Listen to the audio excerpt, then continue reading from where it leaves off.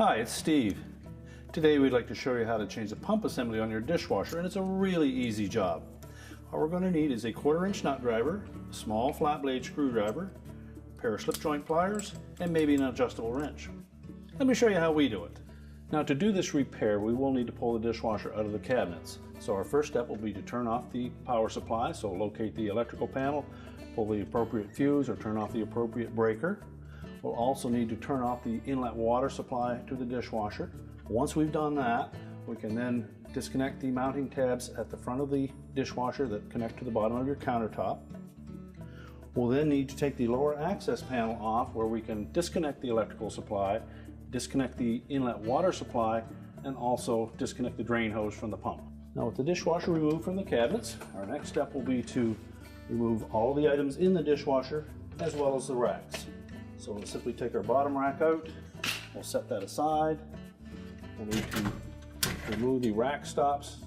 Now, to remove this style of rack stop, simply push up on this tab on the outside or press down on the inside to release that plastic lock tab, and just pivot it towards the center and remove it.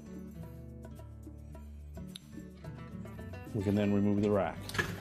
Pull the rack completely out, set it aside, and just push the rails back in. We'll next need to take the bottom spray arm off. So while holding the spray arm, we'll turn that center retaining nut clockwise to release it. Then we can lift that off. Now next we'll need to remove the manifold from the base of the tub all the way up to the top. Now, there are 2 spring clips that hold that in place, one at the top and one at the center on the back. So we'll simply depress that mounting tab or clip, release it, and the same in the center. Now, once we've released both of those clips, we can then rotate that whole assembly clockwise about 1/8 of a turn until the center hub lines up with the openings. Then carefully lift it off and remove the whole assembly, set it aside. And next we'll take the center spray arm bearing and washer off and set those aside. Now next we can close the dishwasher up, and then we'll lay it on its back so that we can remove the pump from the bottom. Now, with the dishwasher laid carefully on its back, we're next going to remove that drain hose, and there may be some water in that pump, so be prepared to collect that water. We'll take our pliers, we're just going to squeeze that clamp, pull the clamp up onto the hose, and then just wiggle that hose to remove it. And tuck that out of the way. Now, to remove the drain pump motor, we'll need to release that little locking tab that is pointed towards the front of the dishwasher. So with our flat blade screwdriver, just gently push on that, rotate the pump counterclockwise,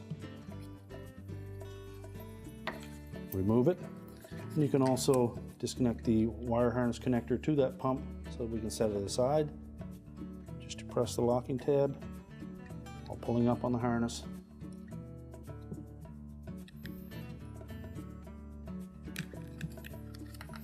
And set that pump aside.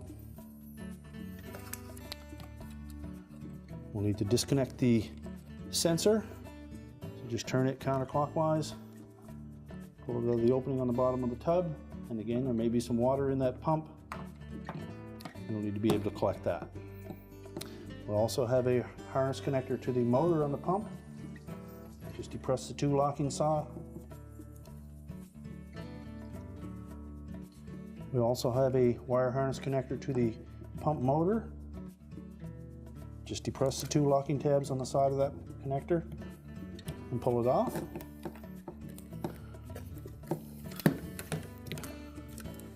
Now, the pump is held in place with 3 plastic wedges. We'll need to remove those next. So just grasp them and pull them out.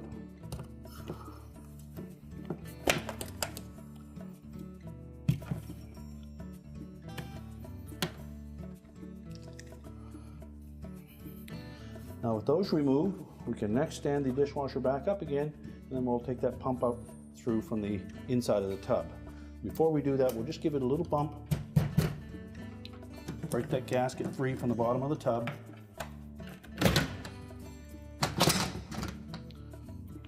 And then stand it up and remove it. So we'll just carefully open that door up again, and then we'll lift the pump out.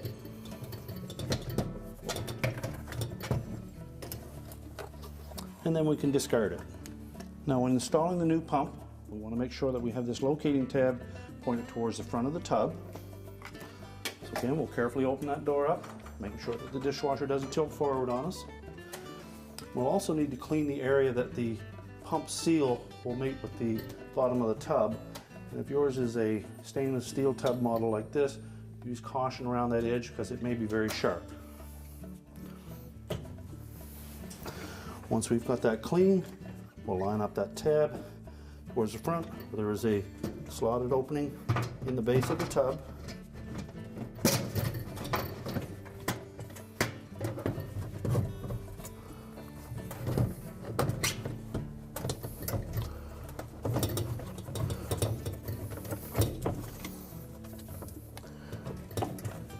And then center that pump assembly as best you can from the inside of the tub so that it sits evenly all the way around.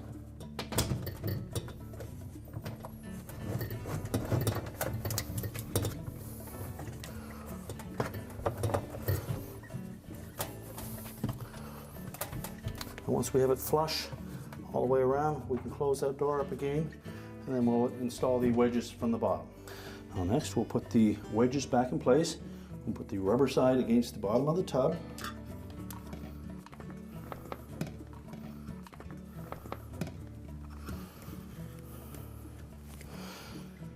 We'll next put the one in from the back side of the pump.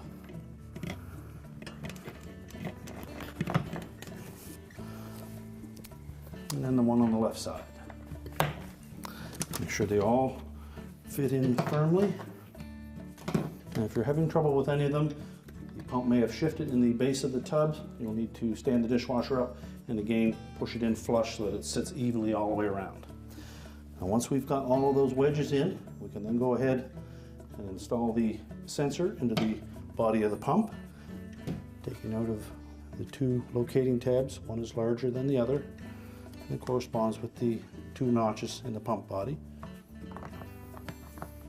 Make sure that gasket is clean and moisten it if you wish, just with a little bit of detergent or water. Press it firmly into place and then give it about a quarter of a turn clockwise.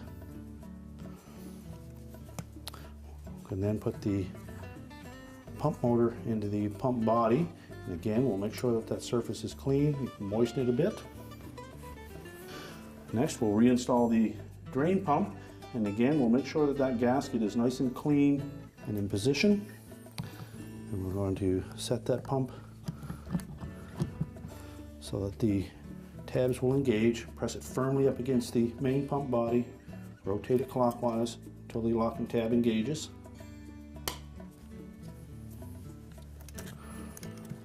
We'll reinstall the wire harness connector.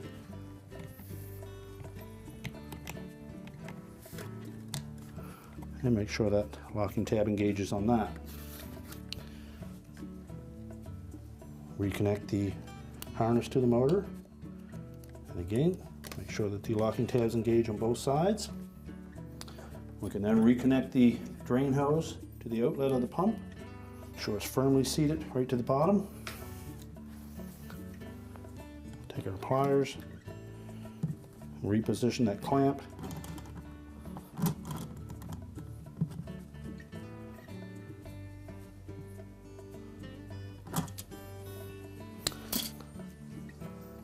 Now that we have the pump firmly into the tub, we'll start the reassembly procedure. We'll start by putting the lower spray arm bearing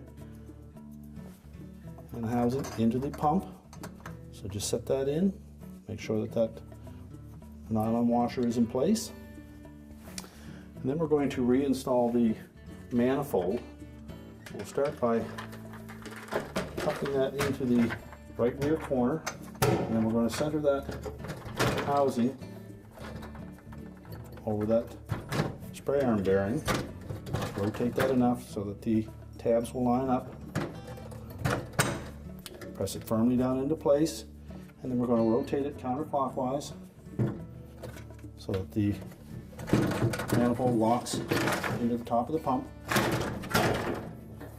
And once we have that done, you'll need to depress this mounting tab that's at the top, as well as the one located at the center on the back. Now the one on the top will engage that manifold right in this position here.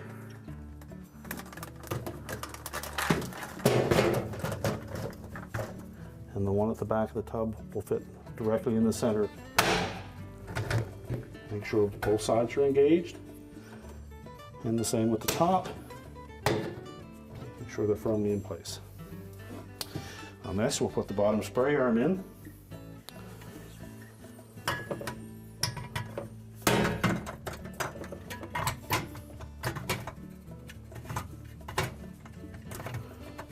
Center it and then turn that not counterclockwise. Make sure it turns freely. And now we can go ahead and put the racks in. We'll now put the racks back in. Install the upper one. We'll just pull those rails fully out. And we'll engage the rear wheels of the top rack first.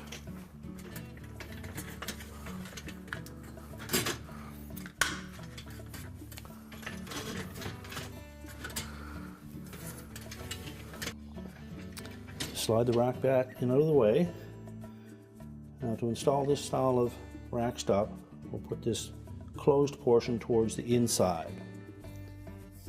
And the open portion will face towards the outside. Now we have these two tabs that will fit into these slots.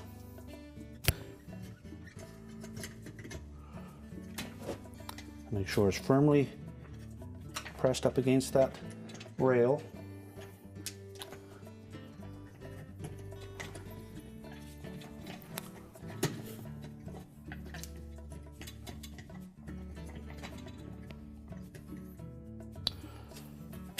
And then depress that tab until it clips over the edge and lays flat.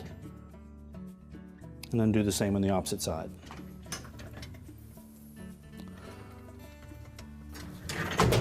Press the racks firmly in. We can now put our lower access panel on. Just tuck it up into position. Line it up with the openings for the screw holes, and then reattach them.